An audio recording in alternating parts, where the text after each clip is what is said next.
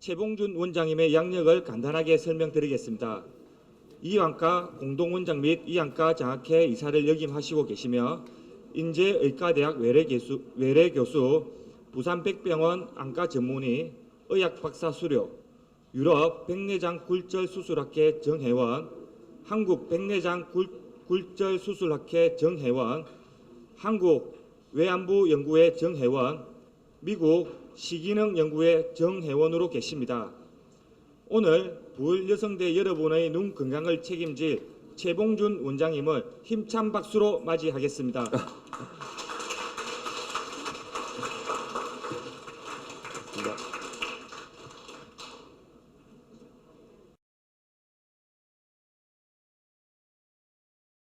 반갑습니다. 방금 소개받은 그 이안과 원장 최봉준이라고 합니다.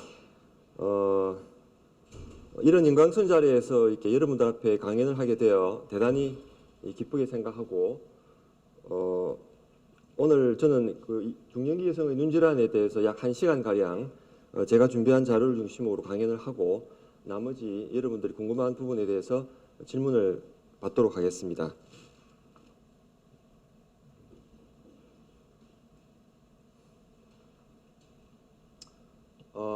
안십중구라는 말이 있죠. 눈이 10개 중에 9개라는 말인데 옛부터 우리 조상들은 이 눈을 갖다가 좀 더 다른 신체 장기보다도 더 소중한 그런 장기로 여겨져 왔습니다. 몸이 천냥이면 눈은 구백냥이라는 말입니다. 일반적으로 사람들이 그 태어나서 신생아부터 노인에 이르기까지 이렇게 시력의 변화가 있는데요. 신생아로서는 보통 한 0.1 이하로 굉장히 눈이 그렇게 좋지 않은 상태로 태어납니다만은 만 6세가 되게 되면은 거의 성인에 이르는 시력에 도달하게 됩니다. 6세에서 20세까지는 되게 눈이 나빠지는 시기인데요. 되게 이제 신체가 성장하게 되고 또 그에 따라서 눈 길이도 커지게 됨으로써 눈이 되게 나빠지는 시기에 해당됩니다. 또한 여러 가지 스마트폰이나 태블릿 PC 같은 이런 각종 디지털 기기의 과다 사용과 또 우리 학생들이 수험 준비 등으로 인해서 눈을 혹사하는 이런 시기에 해당되기 때문에 20살이 될 때까지는 눈이 좀 많이 나빠지는 그런 시기에 해당되죠. 그리고 20살에서 40살에 이르기까지는 대개 눈의 변화가 거의 없는 시기에 해당됩니다. 40세 이후에는 여러 가지 우리 신체의 노화라든지 또 자외선 노출 같은 이런 환경적인 요인 또한 유전적 성향 등으로 인해서 노안이라든지 백내장, 녹내장 같은 이런 질환이 증가하는 시기에 해당됩니다.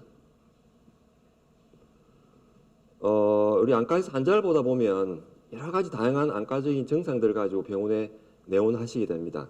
눈이 시리다, 뻑뻑하다, 눈물이 난다, 눈곱이 낀다 이런 등등의 안구 건조와 관련된 증상이 많고요. 또 침침하다, 눈이 부시다 이런 백내장과 관련 증상들, 또 검은 물체 같은 것이 얼렁거린다, 비문증이라고 이야기하죠. 갑자기 눈이 아프고 구토가 나고 안 보인다. 이거는 녹내장 관련된 증상일 가능성이 많습니다.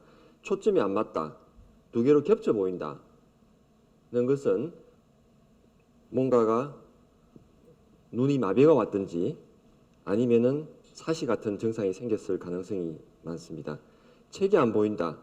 책을 보다가 갑자기 멀리 보게 되면 초점이 좀 흐리다. 라는 것은 노안과 관련되는 증상이죠. 시야가 가려 보인다는 것은 진행이 된 녹내장일 가능성이 많습니다. 눈은 건강의 창이라고 합니다. 조그마한 눈이지만은 아주 복잡한 구조를 가지고 있습니다. 먼저 이렇게 각막이라고 하는 우리 까만창이라고 하는 부위인데요. 실제 까만색이 아니라 눈 안이 비쳐 보여서 검게 보이는 것이지 실제 각막은 투명한 구조를 띠고 있고 우리 눈앞의 유리창을 가라기 때문에 아주 중요한 구조를 의미합니다. 이 각막 앞쪽에 눈물청이 잘 발려가 있어야 됩니다. 그래서 이런 눈물청의 변화로 인해서 건성한 안구 건조증이 발생하게 되고 또한 이런 각막 후면에는 홍채라고 해서 눈의 빛의 양을 조절하는 조리개 역할을 하는 조직이 있고요. 그 뒤에는 수정체라고 해서 우리 백내장 또는 노안과 관련되는 부위가 바로 이 수정체에 해당됩니다. 또한 결막이라고 하는 것은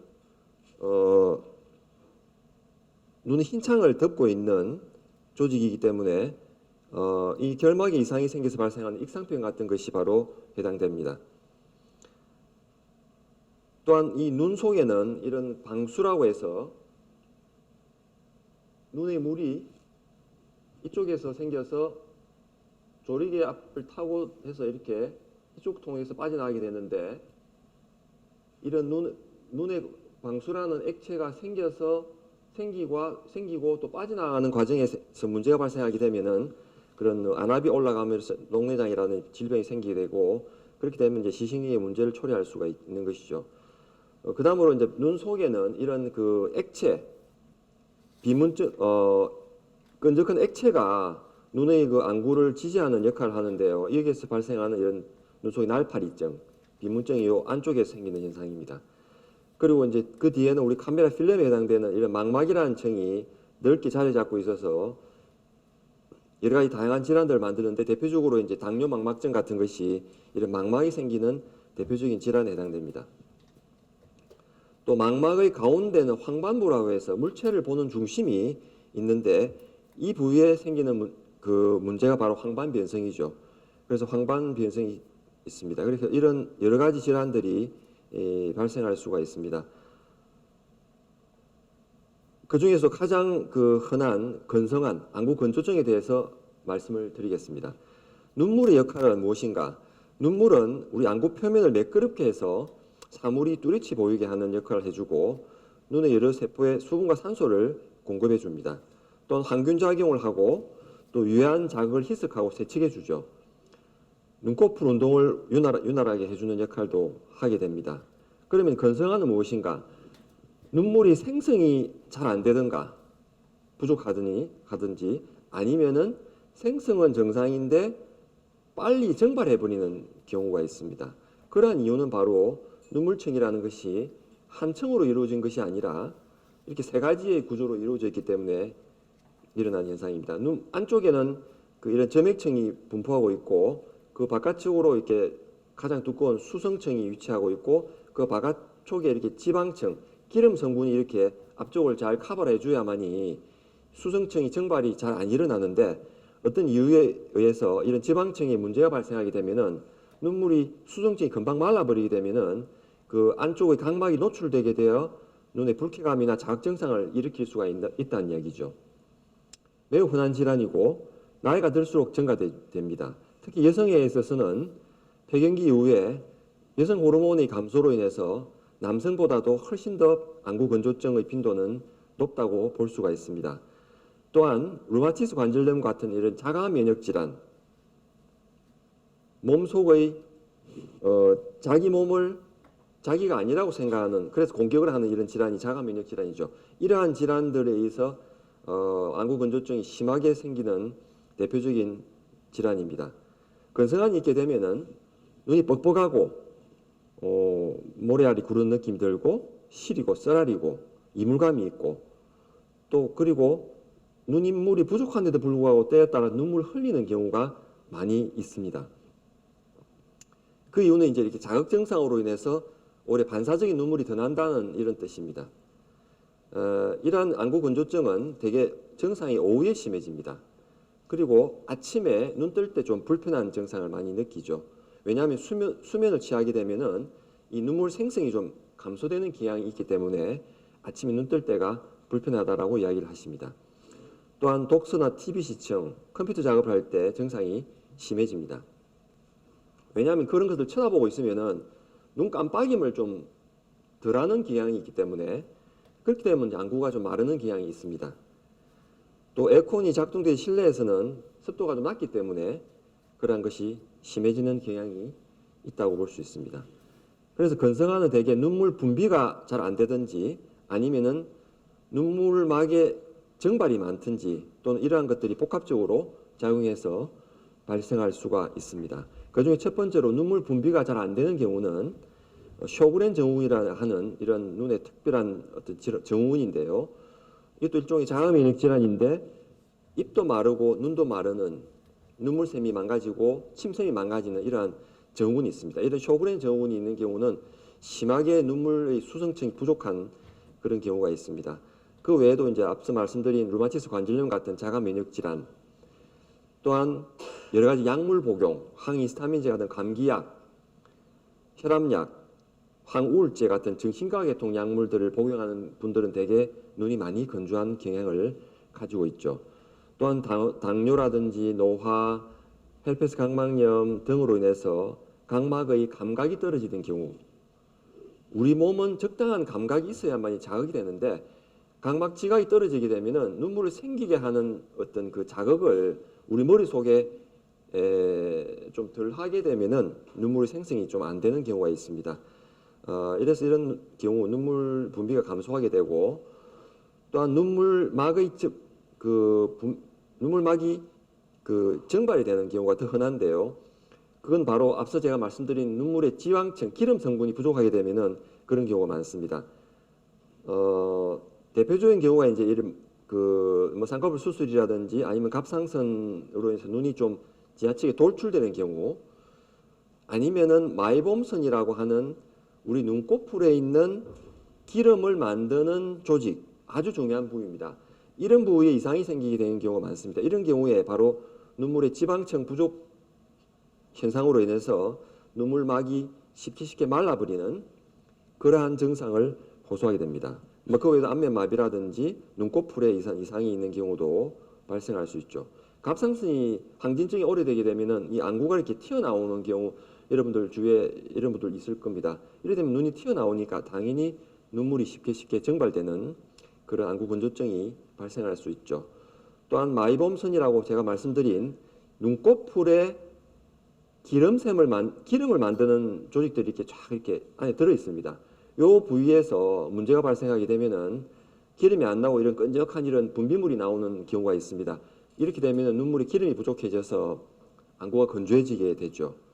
그래서 이제 마이봄선을 갖다가 우리가 이제 의사가 이렇게 살 눌려보면은 정상적인 경우는 이렇게 맑은 기름 성분이 살 나와줘야 되는데 이런 것들이 염증이 생기든지 아니면은 여러 가지 노화 현상에 의해서 배출이 안 되다 보면 안에 이제 이렇게 분비물들이 채이가지고 치약처럼 이렇게 끈적한 액체들이 나오는 경우가 있습니다. 이런 경우는 당연히 눈물에 기름 성분 공급이 잘 안 되기 때문에 안구 건조증이 발생할 가능성이 많습니다. 그래서 이런 눈꺼풀의 관리가 눈물 건조증을 예방 및 치료하는 데 굉장히 중요한 역할을 하게 됩니다. 근성환의 진단은 뭐 환자의 병력을 청취하고 또 안과적인 이런 여러 가지 검사를 통해서 우리가 확인할 수가 있습니다. 세역등 현미경, 우리 안과에 가면 이제 이렇게 앉아서 보는 현미경 있지 않습니까? 그걸 통해서 환자의 눈에 이런 뭐 실모양체라는 찌꺼기 같은 것이 떠다니느냐, 또는 눈물띠가 높이가 낮느냐, 점액질이 눈곱이 있느냐, 또는 안검염이라든지 마이봄선에 이상이 있느냐를 확인을 하고요. 그래서 이런 염색을 해서 보면 이런 실모양처럼 이런 찌꺼기 같은 것이 눈에 착 붙어가 있는 환자분들이 계십니다. 이런 경우에 안구 건조증이 있다고 볼 수가 있죠.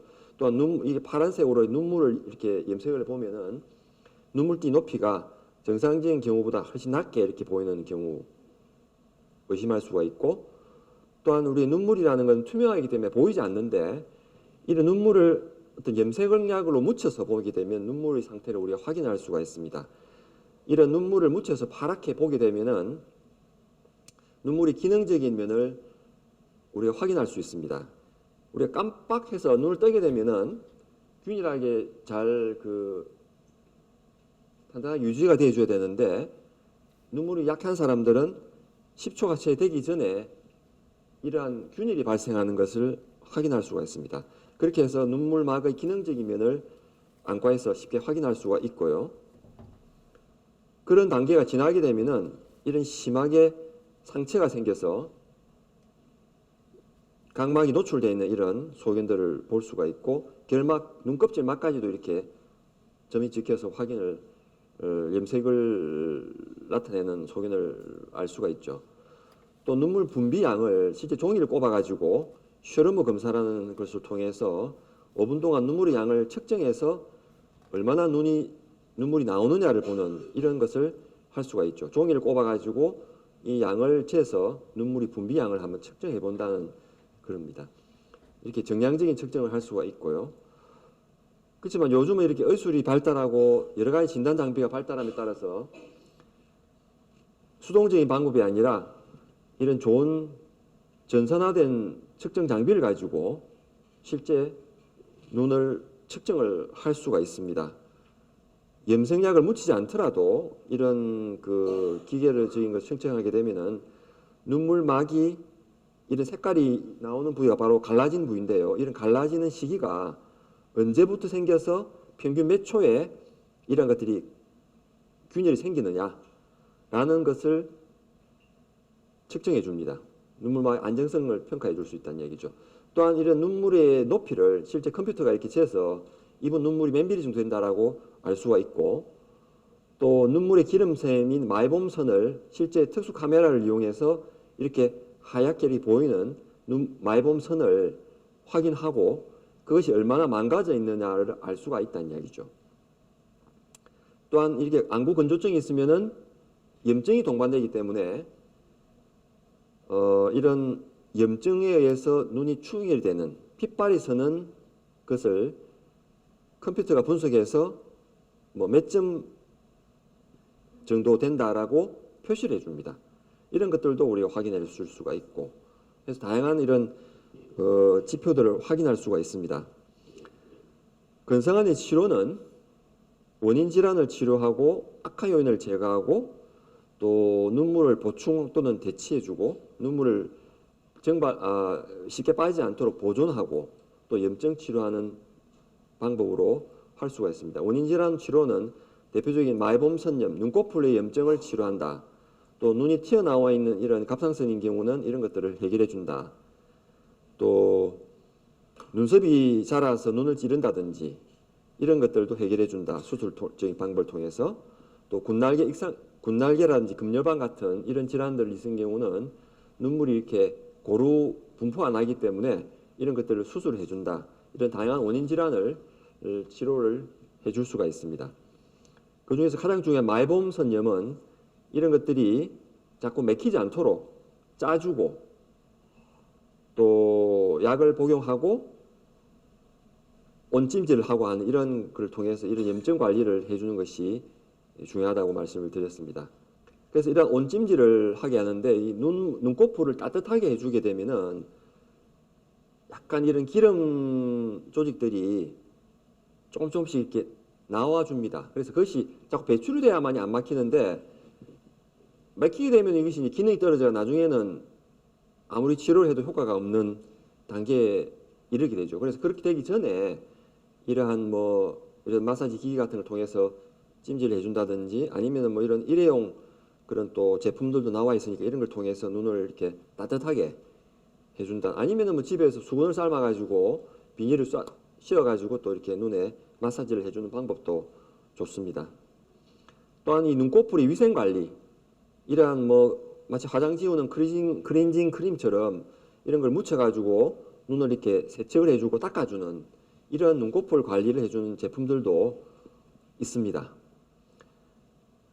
그 외에도 이제 악화 요인을 제거하기 위해서 실내에 건조한 경우는 가습기를 틀어서 습도를 올린다든지 아니면 선풍기나 에어컨 바람 같은 경우는 직접 눈에 안 맞도록 해주고 또 건선환을 악화시키는 약물인 경우는 그 약물을 교체한다든지 이런 방법을 해주는 것이 도움이 됩니다.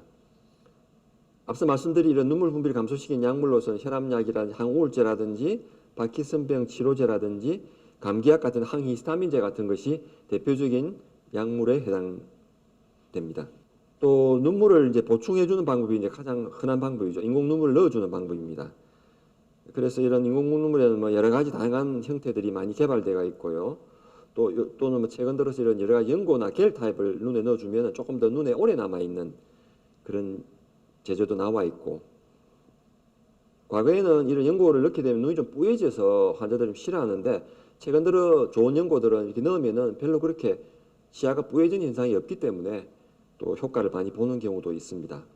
또 어떤 약물들은 이렇게 눈의 세포를 자극을 해가지고 눈물의 지방층과 수분층과 점액 성분을 다 이렇게 좀 생기게 하는 그냥 일시적인 약이 아니라 뭔가 좀 근원적인 역할을 하는 이런 약물들도 수입이 되고 있습니다. 그래서 그런 약물들도 도움을 많이 받을 수가 있죠.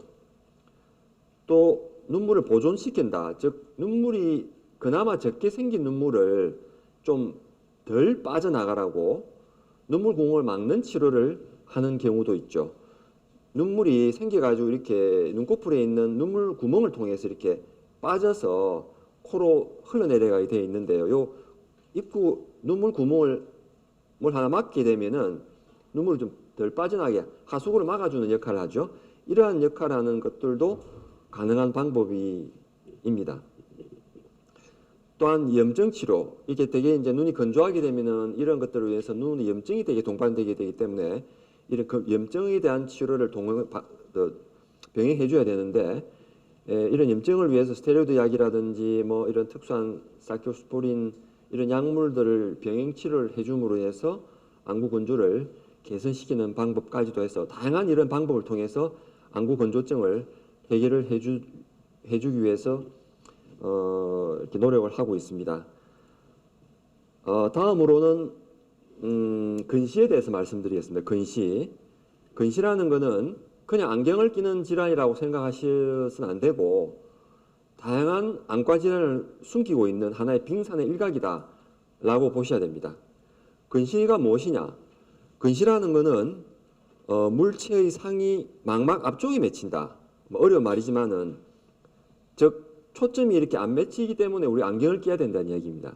안경을 끼는데 근시라는 건 앞쪽에 맺히기 때문에 이 앞쪽에 있는 초점을 신경 쪽에 갖다 놓기 위해서는 뒤쪽을 밀기 위해서는 우리가 안경을 오목렌즈를 껴야 된다는 거죠. 오목렌즈. 그래서 지금 자기가 끼는 안경이 돋보기 볼록렌즈인지 아니면 오목렌즈인지를 알게 되면 자기가 근시인지 원시인지 알 수가 있습니다.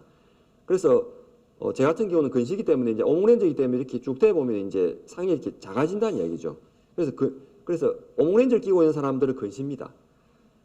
그래서 근시가 있게 되면 그렇게 그러는데 이런 근시도 보면 이제 뭐 안구가 너무 길어서 생기는 축성 근시가 있고 또 다른 이유에서 발생하는 뭐 굴절성 근시 이런 게 있는데 어쨌든 근시라는 그런 거고 원시라는 거는 반대로 뒤쪽이 맺히기 때문에 이걸 앞으로 당기기 위해서는 돋보기를 대야 된다는 얘기죠.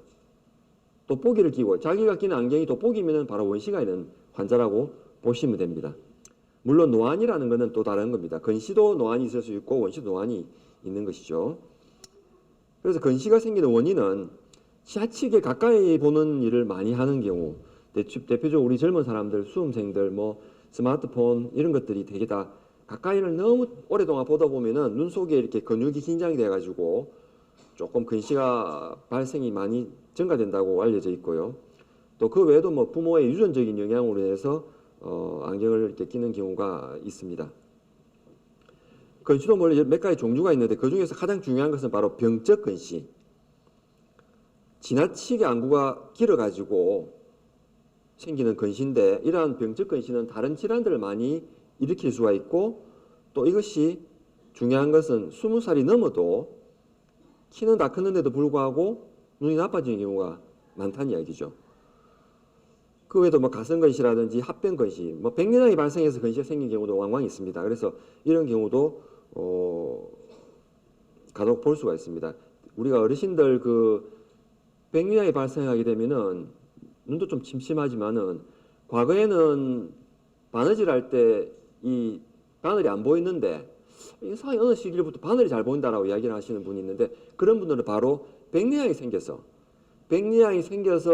눈에 돋보기가 하나 들어가 있는 거예요. 그러니까 눈이 바느질이 보이는 겁니다. 이러한 것들이 바로 이제 합병성 근시에 해당되는 겁니다. 근시도 도수에 따라서 이렇게 분류를 합니다. 대개 이제 뭐 마이너스 2디옵터 이하는 뭐 경도한 근시인데 마이너스 2에서 마이너스 6디옵터 정도 되는 뭐 중간 정도, 마이너스 6을 넘게 되면 좀 심한 근시다라고 이야기를 하게 되고 이렇게 많이 높을수록 다른 질환이 생길 가능성은 좀 높다고 볼 수가 있습니다.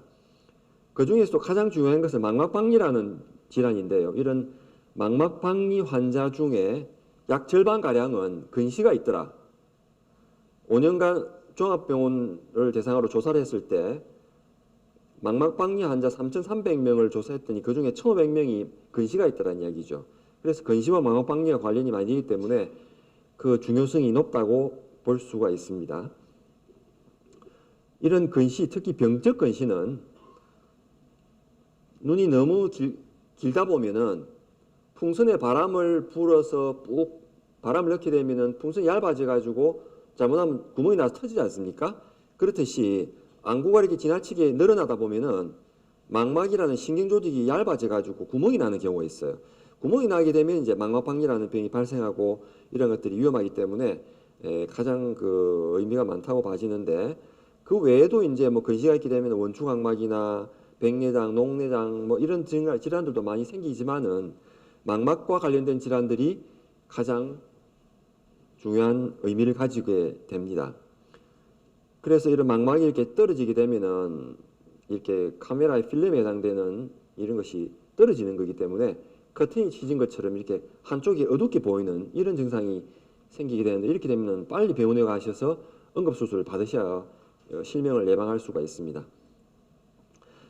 그 중에서도 이제 그 날파리증이라고 하는 그 비문증 증상은 많은 우리 어르신들이 이런 증상으로 내원을 하게 됩니다.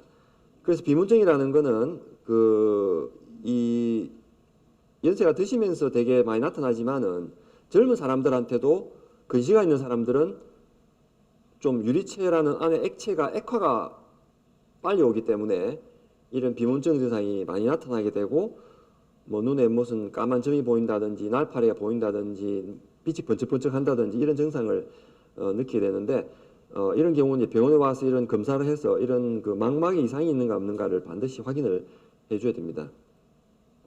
그래서 이제 어르신들이 보통 오시는 생리적인 비문증은 나이가 들어가지고 그냥 생긴 현상은 뭐 별 문제 없이 그냥 경각 안차를 하시는 경우가 많고, 뭐 그렇다고 이 날파리를 갑자기 우리가 수술해가 빼준다든지 이런 건 아니고요.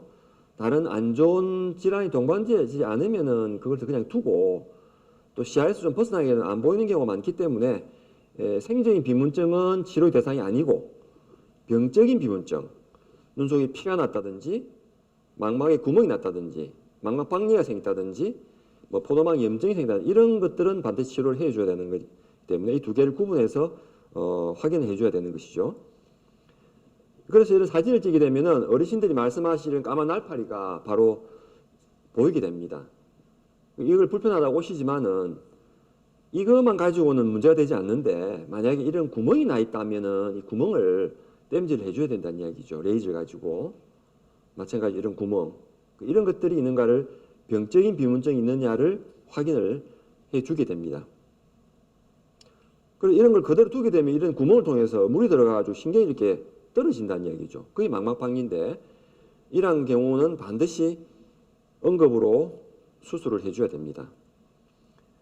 또 황반변성이라는 것이 우리가 연세가 드시면서 많이 발생하는 질환이지만은 병적 근시가 있는 환자는 젊은 나이에도 이런 황반변성이 온다는 이야기죠.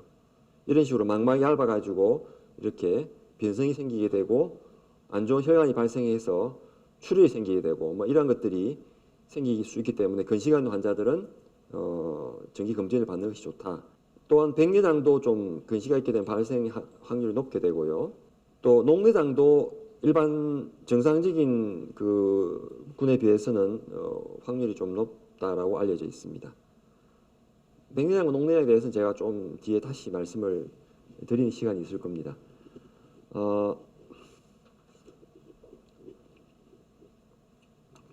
다음으로는 이제 군날개, 익상편이라고 이야기를 하죠. 많은 어르신들이 이게 눈에 뭐 하얀 게 보인다고 이걸 백내장이라 해가지고 병원에 오시는 분들이 계신데, 그것이 백내장이 아니고 요게 이제 외관상 보이는 요런 부위는 우리 익상편이라고 이야기를 합니다. 이것은 백내장이 있는 안쪽의 병이 아니라 눈 바깥에 눈 껍질에서 생기는, 즉 결막이라는 조직에서 살이 자라서 안구를 이렇게 갉아먹는 식으로 타고 들어가는 이런 질환인데요. 그 원인으로는 뭐 유전적인 이유나 아니면은 자외선 또는 바람이라든 먼지 같은 만성 자극이 있는 경우에 발생할 수가 있습니다. 충혈이 되고 좀 보기 싫죠, 외관상. 그리고 심하게 되면은 이게 이제 시력을 떨어뜨릴 수도 있습니다. 치료는 대개 수술이지만은 재발이 될 수 있다는 것이 가장 문제점이 해당됩니다. 그래서 재발이 되게 되면 이렇게 더 보기 싫게 되죠. 더 막 눈을 당기게 되고 눈이 찌그러지고 이런 그 문제가 발생할 수 있습니다. 그래서 재발률을 좀 떨어뜨리는 방법으로 수술을 해주는 것이 중요하다. 익상편이 심하게 되면은 이 눈 안구를 각막을 이렇게 좀 이렇게 타고 들어가기 때문에 이게 이렇게 찌글찌글해집니다. 울퉁불퉁해진다는 얘기죠. 그래서 이 사진을 찍어보면 균일한 색깔이 아니라 파란색, 노란색, 빨간색이 막 섞여 있는 난시가 생긴다는 이야기입니다. 그래서 이렇게 되기 전에 이거를 제거를 해줘야 되는데 이렇게 이제 뭐 심하지 않은 사람이지만은 핏대가 잘 쓰고 보기 싫고 수술해가지고 이렇게 깨끗하게 눈이 좀 투명해진 이런 눈이 맑아졌다고 말씀을 하시죠. 이렇게 이제 외관상 좀 이점을 많이 얻은 이런 분도 있을 수 있고 재발이 가장 문제라고 했었기 때문에 이런 재발을 떨어뜨리기 위한 여러 가지 수술법들이 개발되어 있는데 양막이라고 해서 우리 태반에서 나온 막이죠. 이런 양막을 이용해서 여러 가지 안과적인 질환 이용을 많이 하는데 익상편 수술에도 이런 그 양막 이식술을 병행하게 되면 이걸 잘라가지고 이렇게 붙이게 되면 재발률과 여러 가지 그 염증이라든지 이런 것들을 줄일 수 있는 장점을 갖게 되죠. 그래서 이런 수술이 이렇게 있는 사람을 양막을 이렇게 제거하고 붙였단 말이죠. 붙여가지고 꾸며놨습니다. 수술 후 일주일째 사진인데 한 달이 지나오니까 아주 자연스럽게 제거가 된 모습을 알 수가 있죠. 뭐 이런 식으로 이제 그 수술을 해주고 있는데 이 익상편이라는 게 수술이 굉장히 간단한 것처럼 보여도 그 의사들의 뭐 여러 가지 어떤 경험이나 기술이나 뭐 이런 거에 따라서 조금 이 재발률에 좀 편차가 많은 그런 수술이라고 말씀드릴 수가 있습니다. 다음은 이제 노인성 백내장, 가장 안과에서 수술을 많이 하는 그 질환에 해당되죠. 일종의 노화 현상이죠. 백내장은 우리가 연세가 드시면 머리카락이 희지듯이 수정체 역시 그 노화로 인해서 뭐 흰색으로 바뀌는 이런 그 혼탁이 생기는 것은 피할 수 없는 어떤 그 노화 현상입니다. 백내장이 발생하게 되면 시력이 떨어지고 눈이 부시고 하는 대표적인 어떤 증상을 나타내고요. 하지만 노인성 백내장이라는 게 꼭 안 좋은 것이 아닌 게 이 백내장을 통해서 환자분들이 제2의 시력을 얻을 수 있는 기회가 된다는 것이 참 어찌 보면 좋은 기회일 수 있는데요.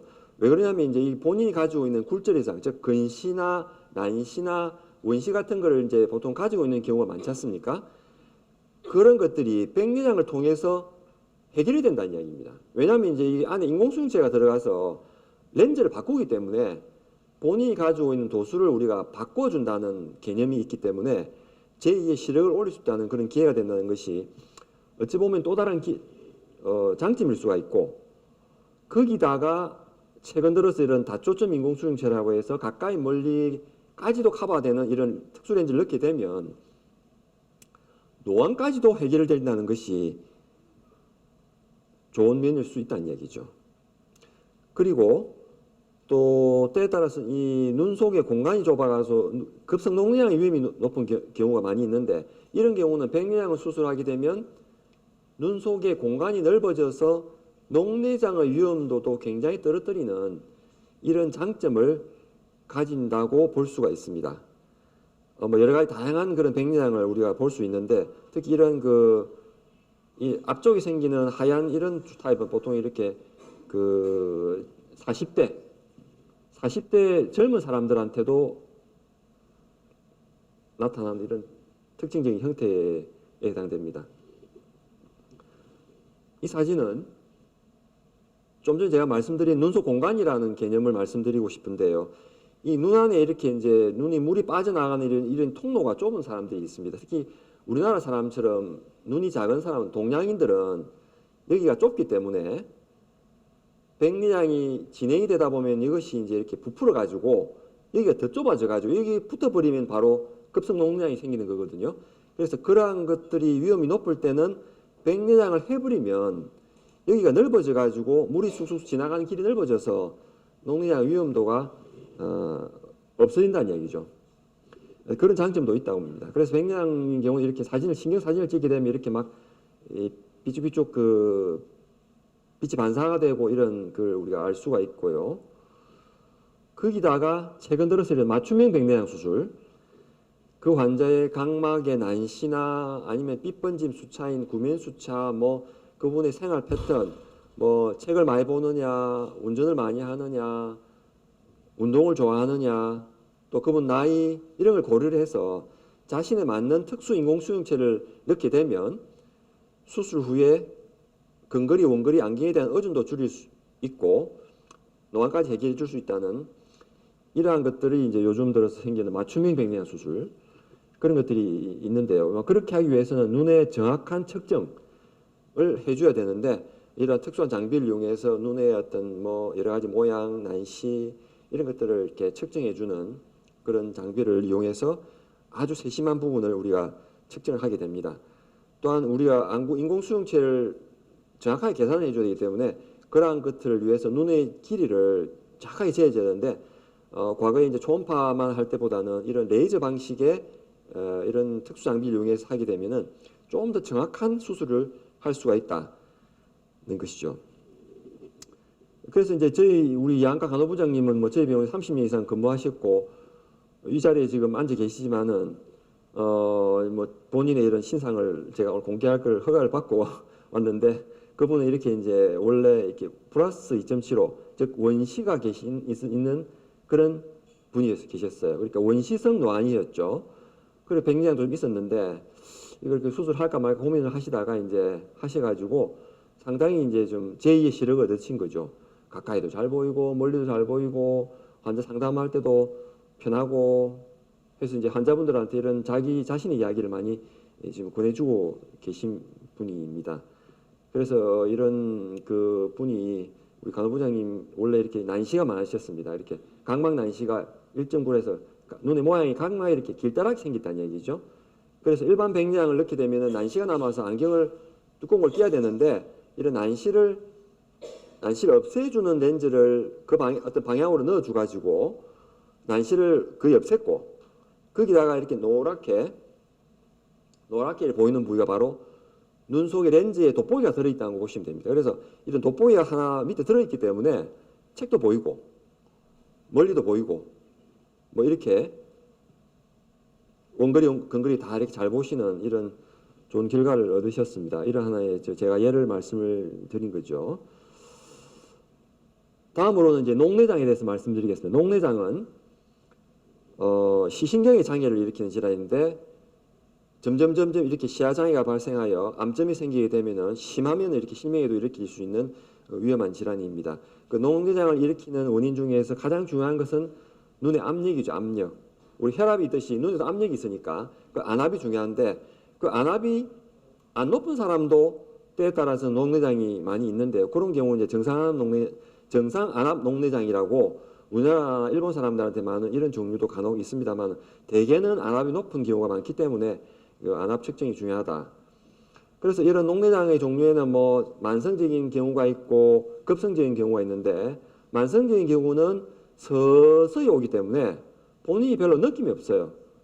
그래서 그냥 모르고 계시다가 어느 날 침침해가지고 왔는데 이미 말기 녹내장이라고 진단을 받는 이런 안타까운 경우가 있는데요. 그래서 40이 넘으면 우리가 안과에 가서 한 번쯤은 눈 안을 한번 들여다봐야 된다라는 이야기가 바로 이러한 것들을 발견하기 위해서 그런 것이죠. 그리고 급성인 경우는 갑자기 아프니까 갑자기 아프고 안 보이니까 병원을 쫓아오게 됩니다.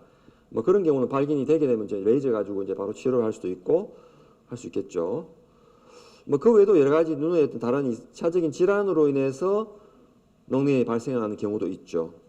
대표적으로 백내장 수술을 너무 또 오랫동안 안 하고 놔두면 눈도 실명이 되지만은 녹내장도 발생할 수 있다는 얘기죠. 그래서 뭐 그런 것들 또 염증이라든지 아니면 눈을 다쳐서 생기는 녹내장 같은 경우도 간혹 있습니다.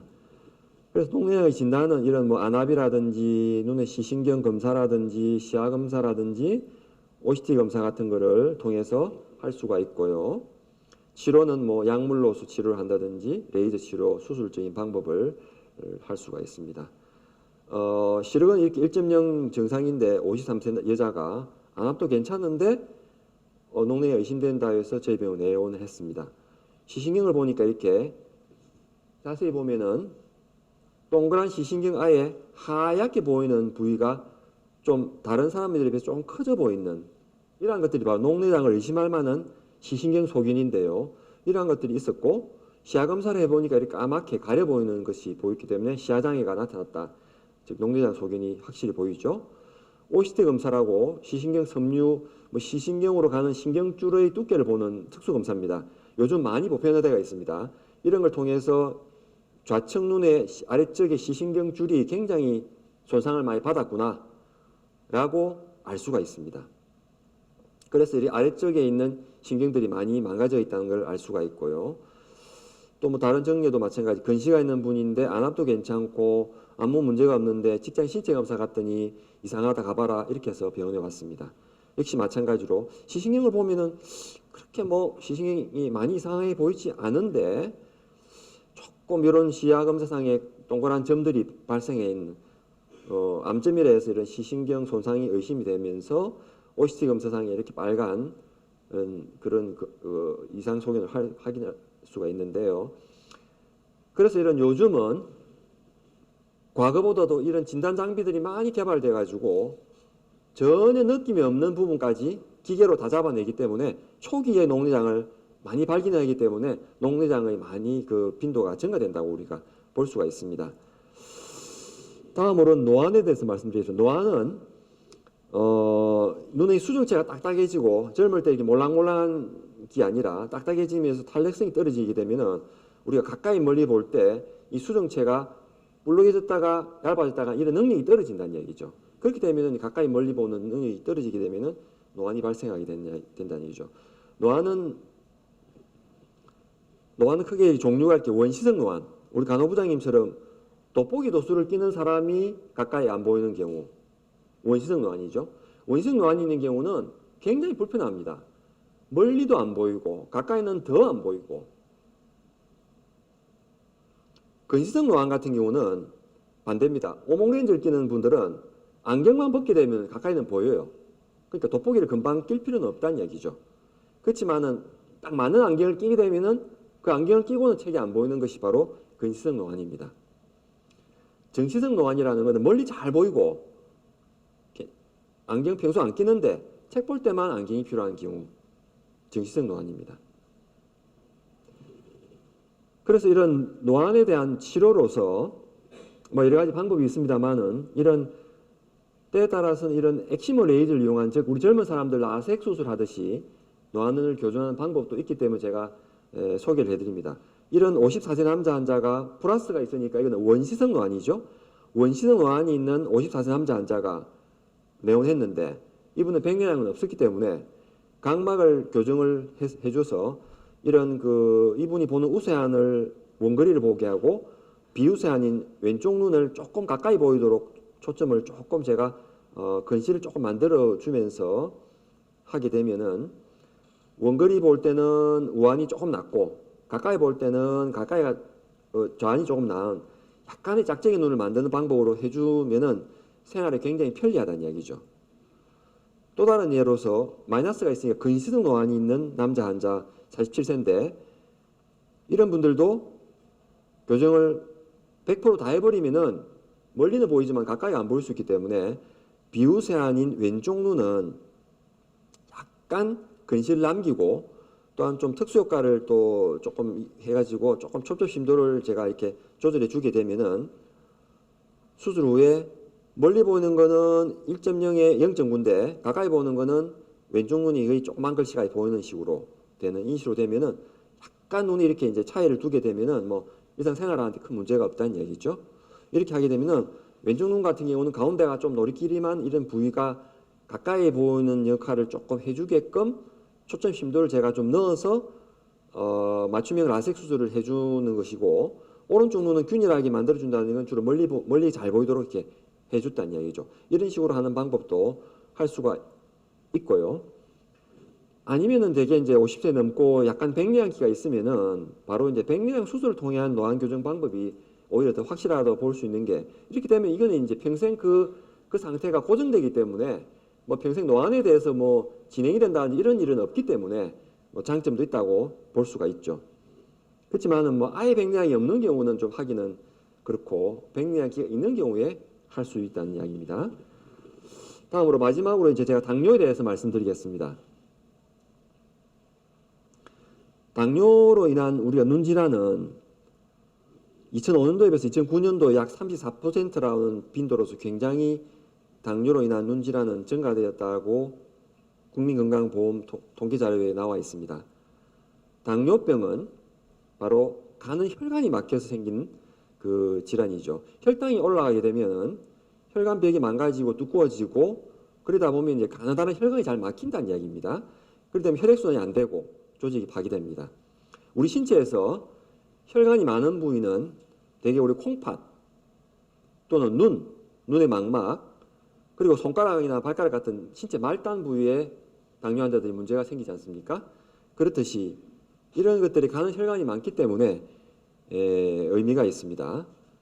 그래서 당뇨라는 것은 바로 전신적인 미세 혈관 질환이다. 가느다란 혈관들이 막히는 질환이라고 볼 수가 있습니다.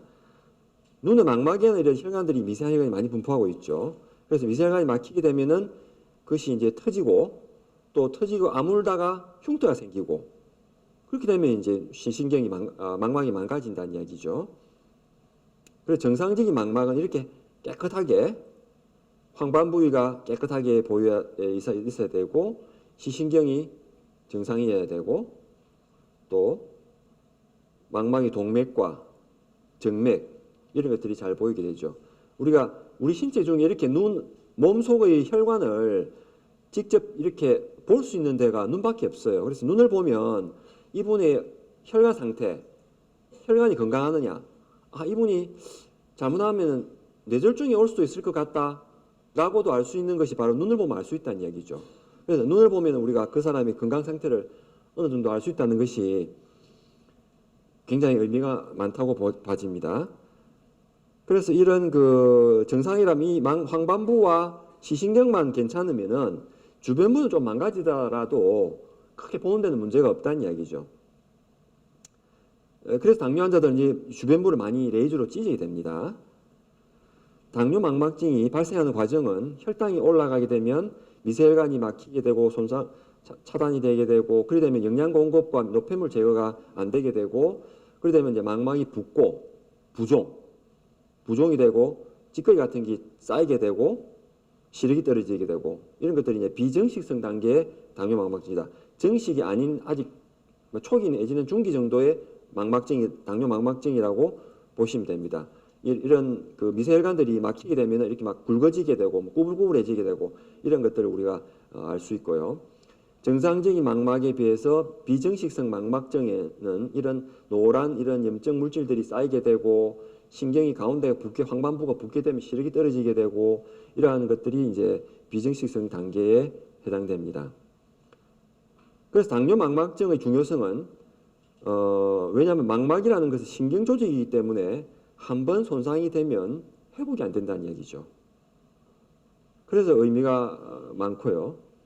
당뇨병 합병증 중에서 굉장히 흔한데, 당뇨병 환자는 전체 인구의 10% 정도 되면 당뇨 망막병증 환자는 당뇨 환자의 절반이 넘습니다.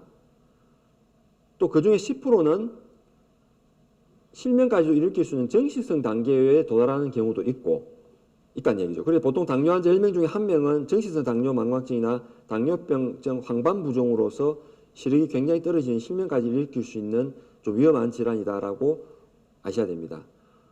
그 중에서 가장 의미가 많은 이 정식성 단계는 비정식성인 단계가 심해지다 보면, 이걸 관리를 안 해주고 있다 보면 더 혈액 공급이 차단이 되게 되다 보면은 눈도 살아남기 위해서 자기 자체적으로 안 좋은 혈관들을 막 만들기 시작합니다. 그것이 신생혈관이라는 안 좋은 혈관인데요. 이 신생혈관의 특징은 매우 약하기 때문에 잘 터져요. 터지게 되면 이제 피가 막 고이게 되고 또 그러다 보면은 막 흉터가 생기고 뭐 끈적끈적한 막 막을 만들게 되고 그렇게 돼서 이제 심하게 손상을 일으키게 되는데요. 이러한 안 좋은 이런 꾸불꾸불한 혈관들이 생기다 보면 막 피가 터지고 막 허연 막을 생기게 되고 막 눈을 짱갑 잡아 당기고 그러다 보면 신경이 끊어지고 이러한 것들이 바로 이제 정식성 당뇨 망막증이죠. 당뇨 망막증은 치료가 가능한가? 일단 신경 조직이기 때문에 한번 손상을 입게 되면 회복이 잘 안 되지만은 꾸준한 그런 관리를 해주게 되면은 어느 정도 차단을 시킬 수 있다는 이야기입니다. 이런 당뇨 망막증을 조기 발견 및 조기 치료가 중요한 이유는 바로 황반부라는 물체를 보는 부위를 보호하기 위해서 거기만은 제발 남겨둬야만 되는데 그게 망가지게 되면 이제 안 보인다는 얘기죠. 그래서 그 부위를 우리가 황반이라는 부위를 유지하기 위해서 치료를 잘 해줘야 된다는 얘기입니다. 그렇기 위해서는 적절한 발견을 해서 레이저 치료라든지 또는 뭐 때에 따라 수술적인 치료까지 해줌으로 인해서 0.5 이상의 시력을 유지할 수 있다라는 보고를 하였습니다. 미국 안과학회에서 당뇨 망막증 환자들이 그럼 과연 얼마나 한 번씩 병원에 와 줘야 되느냐를 가이드라인을 제시하였는데 뭐 초기 내지는 중기 정도까지는 한 6개월에서 1년마다 오면 되지만은 조금 진행이 되는 비정식성 단계나 아니면 정식성 단계에 도달하게 되면 한 3개월마다는 가서 봐줘야 되지 않겠나라고 제시를 하였습니다.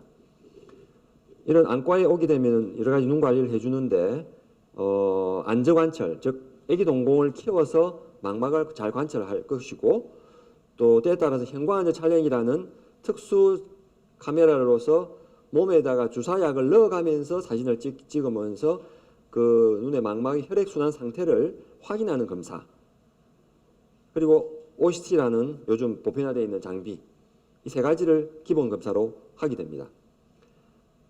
그리고 때에 따라서는 이런 특수 이런 그 무산동 관광안적 촬영기라는 기계는 앞서 제가 말씀드린 이런 애기 동자를 키우는 행위를 하지 않고도 망막의 200도 이상을 많은 부위를 바로 레이저로서 바로 촬영을 하게 되면은 망막 상태를 확인할 수 있는 이런 장비도 있습니다.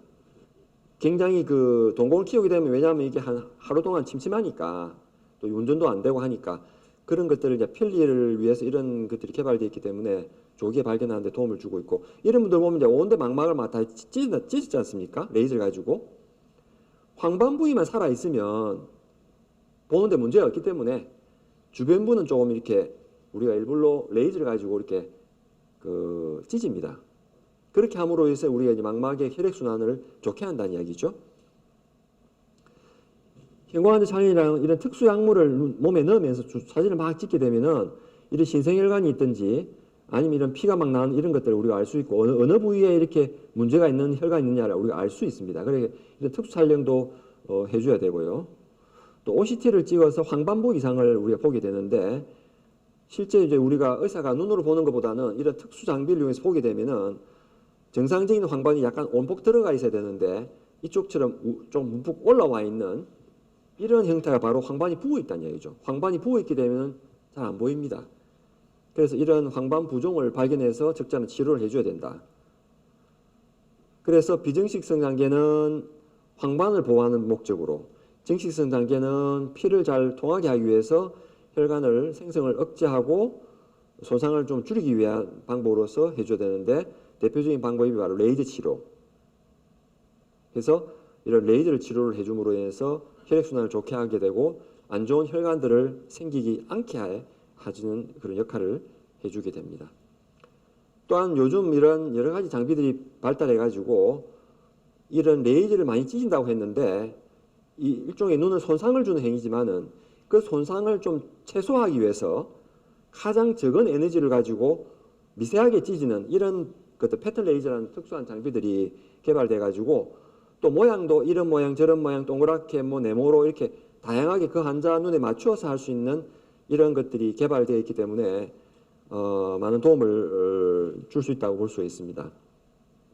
또한 요즘 그 병원에 가면은 이렇게 눈에 주사 맞는 치료를 많이 한다고 들어본 적이 있으실 겁니다. 당뇨 망막증인 경우도 이런 항체 주사라는 약을 눈 속에 주입을 하게 되면은 이렇게 금방 그냥 바로 간단하게 한 10초 만에 끝내는데 이렇게 약을 넣게 되면은 이 약이 점점점 빼어들면서 당뇨로 인한 그런 그 어떤 그 안 좋은 변화들을 억제하는 또 황반의 부종을 줄이는 이런 역할을 하기 때문에 이런 주사 치료도 도움이 될 수 있고 또 정식성 단계까지 도달한 경우는 할 수 없이 이렇게 눈을 이렇게 뚫어서 안에 있는 막을 걷어내고 피를 걷어내고 하는 이런 치료를 해주는 경우도 있습니다. 또한 당뇨가 있게 되면 이런 녹내장이라든지 이런 것들이 발생할 수 있고 특히 이제 신생혈관 녹내장이라는 것은 아주 말기 녹내장인데 이러한 것들이 발생하게 되면은 반드시 실명을 예방하기 위해서 아주 적극적인 치료를 해줘야 됩니다. 또 백내장도 당뇨가 있는 경우는 되게 좀 더 많이 생긴다고 이렇게 알려져 있습니다. 그래서 이제 마지막으로 이런 당뇨병 눈질환에 대한 우리 대한안과학회에서의 가이드라인을 말씀드리면은 당뇨병으로 확인이 되었으면 반드시 3년 안에 안과에서 조기 검진을 받을 것. 당뇨병 눈질환이 없는 경우는 1년에 한 번, 있는 경우는 약 한 3개월에 한 번씩은 검진을 받으실 것. 또 당뇨와 고혈압이 같이 동반됐다면은 다른 또 혈관 질환 합병증이 높기 때문에 또 혈압 조절에 신경을 쓸 것. 또 자외선 차단과 금연을 생활할 것. 또 당뇨 환자는 이런 백내장 발생률도 높고 하기 때문에 이런 그 자외선 차단을 위해서 모자라든지 선글라스라든지 이런 것들을 통해서 시력을 보호할 필요가 있고 흡연은 녹내장 발생 위험이 높기 때문에 반드시 금연에 신경 써라라고 제시를 하였습니다. 감사합니다. 저희 이 안과는 벌써 개원 33주년을 맞게 되었습니다. 앞으로도 우리 지역사회 눈 건강을 위해서 좀 더 낮은 자세로 진료와 수술에 최선을 다할 것을 제가 약속드리겠습니다. 장기간 제 강의 들어주셔서 감사합니다. 네.